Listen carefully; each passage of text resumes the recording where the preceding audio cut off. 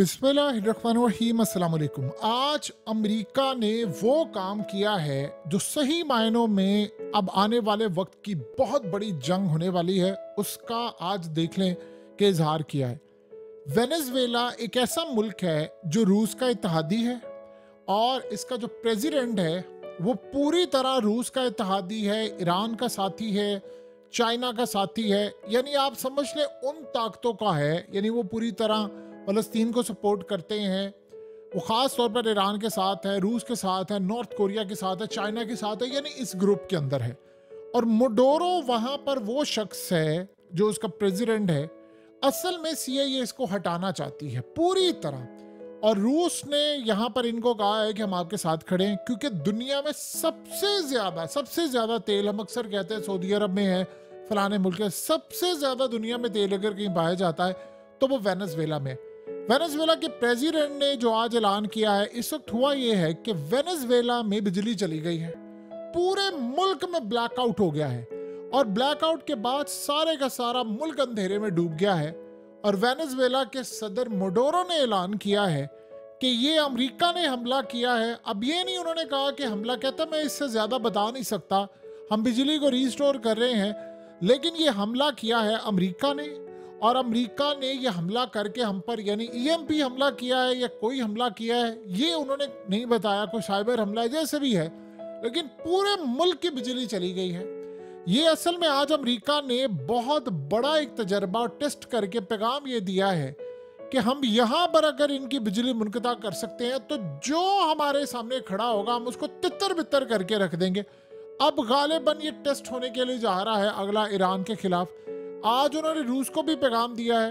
Venezuela के अंदर सूरत हाल ये है कि जब से इंतखाबात हुए हैं तब से वहां पर आवाम निकली हुई है सड़कों पर। वहां पर उन्होंने एक्स को भी बैन कर दिया है। उन्होंने कहा जी असल में वहां पर अमेरिका कब्जा करना चाहता है, वो अपोजिशन को लाना चाहता है, और अपोजिशन के बंदे से लाकर फिर वहां पर तेल पर कब्जा करना चाहता है, हमारे जखायर पर कब्जा करना चाहता है। वेनेजुएला पर भी ऐसे ही पाबंदियां हैं जैसे ईरान के ऊपर पाबंदियां हैं। तो सूरत हाल में उसके प्रेसिडेंट ने कह दिया है कि जो मुल्क में एक्स इस्तेमाल करेगा उसको तकरीबन $9,000 जुर्माना होगा, चाहे वो वीपीएन के थ्रू करे, कुछ करे। और उसने कहा था इलॉन मस्क को कि तुम आओगे हम तुम्हें गिरफ्तार कर लेंगे अगर यहाँ तक जो भी सूरत हाल हमारे हाथ पड़ते। तो इलॉन मस्क बेवकूफ़ तो नहीं है कि वहाँ पर जाएगा, लेकिन इस सूरत हाल में उन्होंने कहा कि देखें अब अमेरिका ने शिकस्त खाई है, अवाम सड़कों पर निकली हुई है उसके खिलाफ, लिहाजा इस सूरत हाल में इन्होंने हमारे मुल्क में ब्लैकआउट कर दिया है। अब ये वाकई एक बहुत ही ज़्यादा भयानक सूरत हाल है कि आज अमेरिका ने इतना बड़ा टेस्ट कर दिया है कि अमेरिका ने वेनेजुएला को ब्लैकआउट कर दिया है जो रूस का इत्तेहादी है। तो इस सारे मामले पर याद रखिएगा कि वो ईरान पूरे की बिजली किसी भी वक्त डाउन कर सकते हैं, और ये भी सूरत हाल हो सकती है कि इसराइल अमेरिका की मदद ले। देखिए ये बड़ा अजीबोगरीब मामला है कि आप किसी मुल्क को ब्लैकआउट कर दें तो अगले को पता ही नहीं चल सकता, आप इसको साबित ही नहीं कर सकते, आप पूरी दुनिया में साबित नहीं कर सकते। आप चाहे 1000 दफ़ा कहते रहे, आप सबूत भी दे दें, लेकिन आप इसमें कोई ऐसे सबूत आप नहीं दे सकते जो वैलिड हो।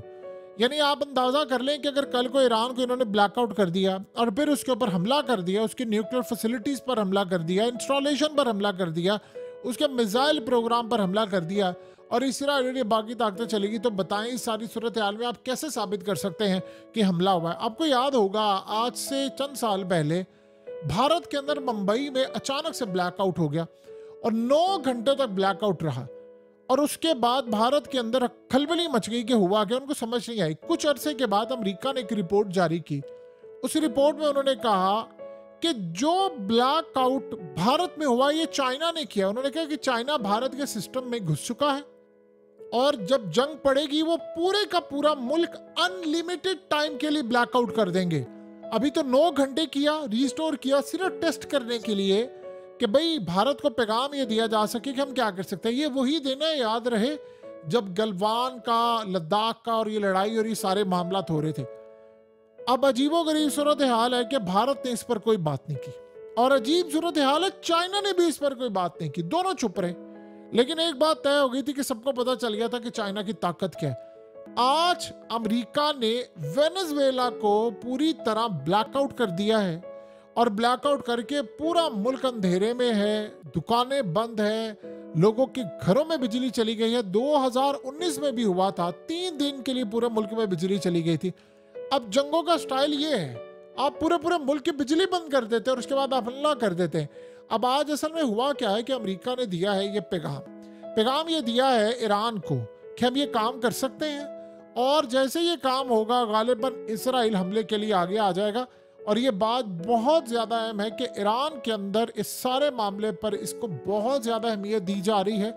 और अहमियत इसलिए दी जा रही है, देखिए रूस का इत्तेहादी है बहुत बड़ा, अब ईरान भी रूस का बहुत बड़ा इत्तेहादी है। और आपको पता है कि इनके पास डिफेंस सिस्टम है, चीज़ें हैं, यानी जहाज़ उतर रहे हैं, कार्गो ईरान के अंदर उतर रहे हैं, सारे का सारा सामान आ रहा है, रेडार सिस्टम आ रहा है, चीज़ें आ रही हैं। जिस तरह अमेरिका की बदनामी हो रही है कि यमन ने और इन सब ने हमला किया है, वो तो इनको नहीं छोड़ने वाले। अब यही वो वजह है जो सबसे खतरनाक सूरत हाल है कि गालिबन आज उन्होंने एक टेस्ट कर लिया है, उन्होंने पैगाम दे दिया है कि अगला नंबर अब तैयार रहे पूरी तरह, यानी अगला नंबर जो आने वाला है वो ईरान का है। और इसमें एक और भी बात आप अच्छी तरह समझ लें, इसमें कोई दो राय नहीं है कि कल को ये सारे का सारा मामला ये रूस के साथ भी कर सकते हैं। कामयाब कितना होता है ये नहीं पता, रूस का सिस्टम कोई आम सिस्टम नहीं है, वहाँ पर ये करना इतना आसान नहीं है। वो दुनिया के बेहतरीन हैकर्स हैं, साइबर सिक्योरिटी में दुनिया में उन जैसा आसानी कोई नहीं है। लेकिन अगर ये हमला हुआ तो हम ये भी एक्सपेक्ट कर सकते हैं कि रूस इसराइल में ब्लैकआउट कर दे। और ये याद रहे, ईरान भी अब वो मामला नहीं रहा कि हो सकता है हमला उन पर हो जाए, लेकिन वो बदले में भी फिर इसराइल की बिजली को मुनक़ता करने की सलाहियत रखते हैं। और इसराइल ने हालिया रिपोर्ट जारी की थी कि ईरान के पास ये फैसिलिटी है कि वो पूरे का पूरा इसराइल ब्लैकआउट कर सकता है, यानी वो कई शहरों की बिजली मुनक़ता कर दे और इतनी तबाही लेकर आ सकता है कि वो इसको ख़त्म कर दे। और सबसे बड़ी बात यह है कि वो रीस्टोर, यानी यहाँ तक ये कहा गया था उस रिपोर्ट में कि ऐसी भी सूरत हाल हो सकती है कि वो लेबनान के थ्रू इनके जो पावर प्लांट्स हैं, इनका जो एनर्जी सेक्टर है, वहाँ पर हमले करवा दें। अब आपको पता है कि लेबनान के ख़ास तौर पर जो ड्रोन्स हैं वो कितने ख़तरनाक हो गए हैं कि वो कहाँ तक जाकर इसराइल में हमला कर सकते हैं। तो इसराइल ने खदशे का इजहार किया था अमेरिका के साथ, हमें खतरा ये है कि अगर ये बिजली इन्होंने हमारी मुनक़ता कर दी तो हमें इसको ठीक करते कई हफ्ते और महीने भी लग सकते हैं। डिपेंड करता है किस तरह का स्ट्राइक करते हैं और क्या मामला होता है। अब इस सारी सूरत हाल में इसराइल में भी बिजली की बहुत बड़ी प्रॉब्लम खड़ी हो सकती है, वहाँ पर भी अंधेरे में पूरे का पूरा मुल्क जा सकता है। और सबसे बढ़कर बात यह है कि हालिया ये जो जंग का मामला आया था, तो जो इनके पावर के मिनिस्टर थे एनर्जी के, उन्होंने आकर नेतन्याहू को एक रिपोर्ट जारी की थी और कहा था कि हमारा मुल्क लेबनान और ईरान के साथ जंग का मुतहम्मिल नहीं हो सकता। उन्होंने कहा कि ये जो बिजली है हमारे मुल्क में अगर चली गई तो हम बड़े तबाही का शिकार हो जाएंगे, हम इसको मैनेज नहीं कर सकते। और अगर उन्होंने हमारी कुछ यानी पावर सेक्टर्स में आकर पावर प्लांट्स और हमारे ये तमाम चीज़ें तबाह करना शुरू कर दी तो हमारे पास बैकअप में बिजली का कोई अल्टरनेट सोल्यूशन नहीं है। इस सूरत हाल में हो सकता है हमें 5-6 महीने तक बिजली से हाथ धोना पड़े। और एक और जो चीज़ उन्होंने साथ उसमें मेंशन की वो उससे भी ज़्यादा खतरनाक थी कि अगर हम इसको रिपेयर करने के लिए जाएंगे तो पहली तो बात है हमारे पास इतनी सहूलत नहीं है, ये इसराइल के मिनिस्टर्स कह रहे हैं। दूसरा उन्होंने कहा हमारे रेलवे भी उड़ा देंगे, हमारा निज़ाम भी धर्म भरम हो जाएगा, फिजाई ट्रैफिक भी तबाही का शिकार होगी, यानी एयरपोर्ट्स भी ये भी निशाना बनाएंगे।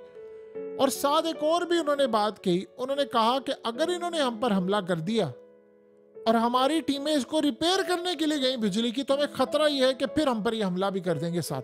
तो हम इस सारे मामले पर बिल्कुल भी, यानी एक पैरालाइज की जो कंडीशन होती है, पैरालाइसिस सिचुएशन होती है, वो हमारे मुल्क पर इस वक्त नाफिज हो जाएगी। लेकिन आज अमेरिका ने, देखिए टेस्ट उन्होंने करना था, उन्होंने ये अमेरिका ने टेक्नोलॉजी बड़ी देर की बनाई है, टेस्ट उन्होंने कर लिया है। आपको याद होगा कि हालिया चाइना के हवाले से भी ये रिपोर्ट अमेरिका ने जारी की थी कि चाइना के फिंगर टिप्स के ऊपर है कि उन्होंने 2 काम लाजिम करने हैं। एक तो जब अमेरिका से लड़ाई होगी तो वो EMP हमला करेंगे जिससे पूरे का पूरा अमेरिका अंधेरे में डूबेगा। खाली ये नहीं, उनका मिलिट्री का सारा निज़ाम धर्म भरम हो जाएगा, मोबाइल सिग्नल्स चले जाएंगे। वो तो उन्होंने हालिया अमेरिका पर एक हमला भी किया था रिसेंटली, मोबाइल सिग्नल्स चले जाएंगे, इंटरनेट बंद हो जाएगा, पानी खत्म हो जाएगा, पंप्स नहीं चलेंगे, पूरे के पूरे मुल्क के अंदर ये सिस्टम देखने को मिलेगा। और उन्होंने कहा था कि फिर वो ताइवान के साथ भी ये करेंगे। ताइवान को कैप्चर करने के लिए तकरीबन 59 मिनट्स का पूरा उन्होंने एक प्लान तरतीब दिया, यानी 1 घंटे का, कि 1 घंटे के अंदर पूरे ताइवान को फतह कर लेंगे। कैसे? पूरे मुल्क की बिजली बंद कर देंगे, EMP हमला करेंगे, सारे के सारे टावर्स का राब्ता मुनक़ता कर देंगे। टोटली पूरे का पूरा राब्ता ताइवान का मुनक़ता हो जाएगा 1 घंटे के लिए। और आप अंदाज़ा करें कि अगर 1 घंटे के लिए आप किसी भी मुल्क से राब्ता आपका मुनक़ता होता है तो जितनी देर में आपको समझ आती है उतनी देर में 1 घंटा गुजर जाता है। तो उन्होंने कहा इस सारी सूरत हाल में सदारती महल में उनकी फ़ौजें उतरेंगी, वो सदर को पकड़ेंगी, अरेस्ट करेंगी, आर्मी चीफ को पकड़ेंगी, 2-4 उनके लोग वहाँ पर लड़ाई होगी और पूरा ताइवान फतह हो जाएगा। लेकिन आज अमेरिका ने बड़ा काम करके, वेनेजुएला के सदर ने कहा है, मोडोरो ने, कि इन्होंने हमला किया। उन्होंने कहा कि बाकी बातें तो मैं आपको बाद में बताऊंगा, पहले तो मुझे बिजली रिस्टोर करने दे। और रूस को बड़ा शदीद गुस्सा है कि क्या मामला हुआ है। ऐसा लग रहा है कि या तो अगला नंबर ईरान का या रूस का है, और ये भी देखना होगा क्या रूस भी अमेरिका पर ऐसा हमला कर सकता है या इसराइल पर। ये कहानी होगी।